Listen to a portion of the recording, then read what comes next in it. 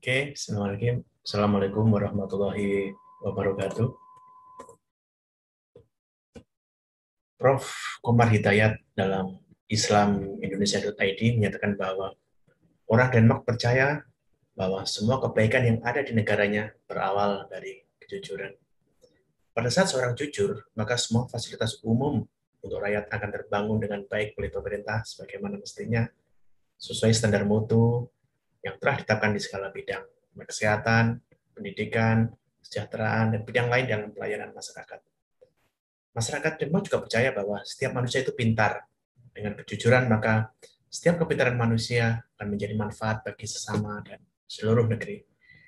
Masyarakat Denmark yakin jika aparat jujur, mulai dari pejabat, menteri, polisi, dan seterusnya, dan rakyat juga jujur, maka sebuah negara bisa menjadi makmur tanpa perlu menjadi yang pintar di bidang pendidikan. Bagaimana dengan di Indonesia?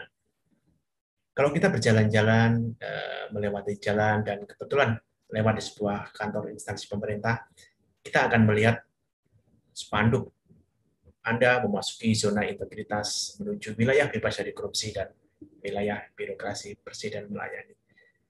Tahukah Anda apa itu integritas? Untuk mengetahui apa itu integritas, ada sebuah kisah indah pada zaman Khalifah Umar bin Khattab. Suatu hari, Sayyidina Umar berkeliling meninjau wilayah perkampungannya. Di tengah perjalanan, beliau bertemu dengan seorang gembala yang sedang mengembala puluhan kambing. Kemudian terjadilah dialog. Sayyidina Umar berkata, "Nak, kambingmu banyak sekali. Saya beli 1 ekor boleh?" Tanya Umar mengawali perbincangannya. Kemudian pengembala kecil itu berkata, "Maaf Tuan, saya ini bukan pemilik kambing-kambing ini. Semua kambing-kambing ini milik majikan saya, dan saya hanyalah seorang penggembala." Jawab si penggembala dengan kejujurannya. Umar tidak putus asa. Dia pun masih terus merayu dan berkata, "Saya hanya beli 1 ekor saja. Nanti kamu bilang saja kepada majikanmu bahwa kambingmu dimakan harimau atau hilang. Dan saya yakin majikanmu tidak akan tahu itu." "Maaf Tuhan, saya tidak mau melakukan itu.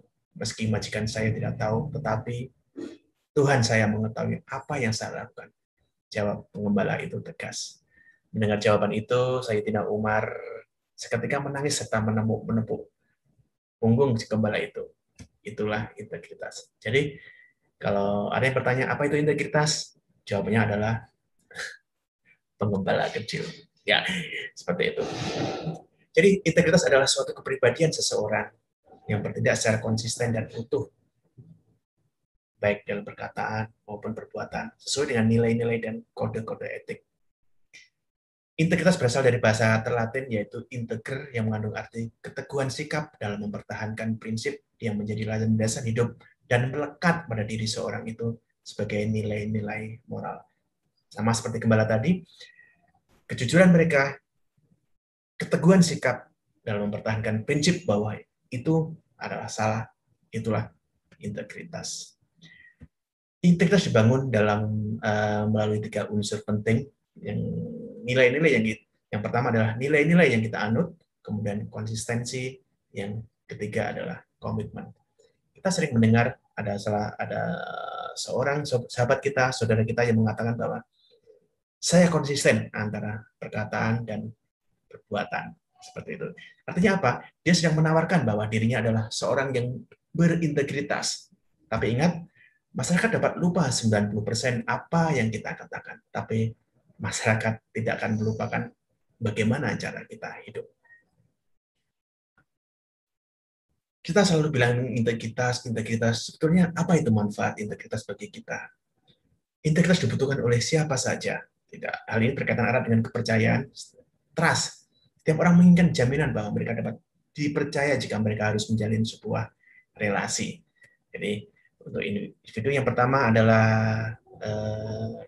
manfaat integritas yang pertama adalah kesehatan fisik. Yang jelas, yang kelihatan sekali.